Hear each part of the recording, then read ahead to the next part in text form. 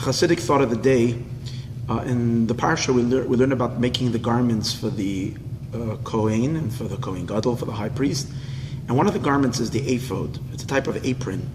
And Rashi is trying to explain to us what the ephod is. And he says that I haven't seen anywhere a clear description what the ephod is, but I sort of kind of figured it out.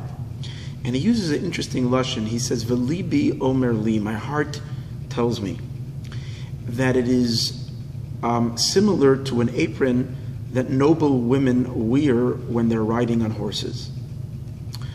So there is a story told that Rashi, who was a very great tzaddik, and generally was very careful with what he looked at, or because he was so careful, many things his eyes saw didn't register.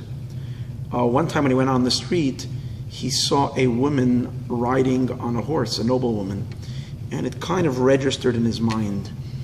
And it bothered him that he took in something that he didn't feel he needs it in his divine service.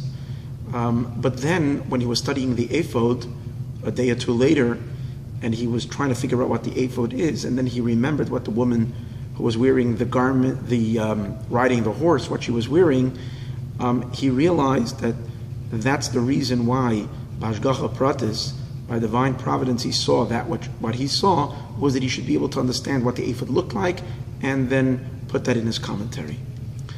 And this will explain why Rashi uses an interesting term, V'libi omer li, my heart says to me. You should say, and I think, or my mind tells me. Isn't that where the intellect come from, where a person figures things out in his mind? Why is Rashi saying my heart tells me?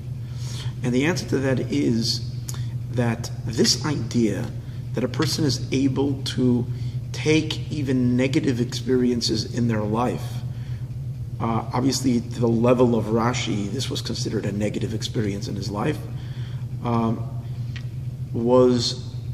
to be able to turn that around and use that as a positive connection to God, as a positive element in your service to Hashem, that comes from the deepest, innermost essence of one's being, of one's neshama. On that level, the only thing that exists is only the divine.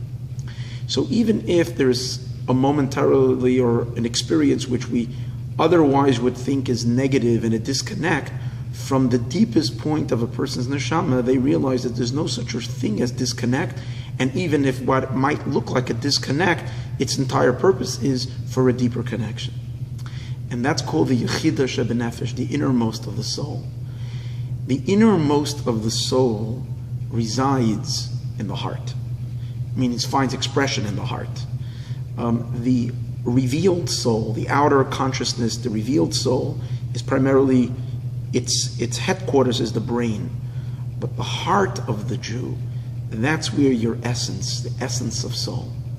So from Rashi's holy heart came the inspiration that which he saw, which he thought initially was not a good thing to see, but that it really has a positive and a holy purpose, that came from his heart.